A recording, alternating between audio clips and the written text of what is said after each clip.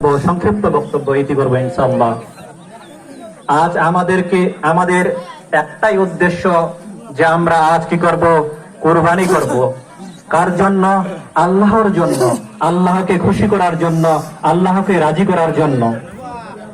আল্লাহ পাক রব্বুল আলামিন কোরআনের মধ্যে বলছেন, ওয়ালা ইয়ানালাল্লাহু লুহুমুহা ওয়ালা দিমাউহা ওয়ালাকিন ইয়ানালাহুত তাকওয়া মিনকুম।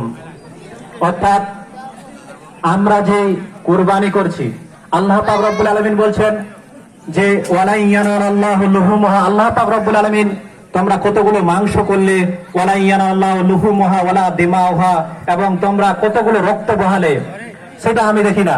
আমি দেখি তোমাদের পরহেজগারি, তোমাদের মুত্তাকি, তোমাদের অন্তরকে দেখি। তোমরা কি উদ্দেশ্যে আজকে এই কুরবানি করলে?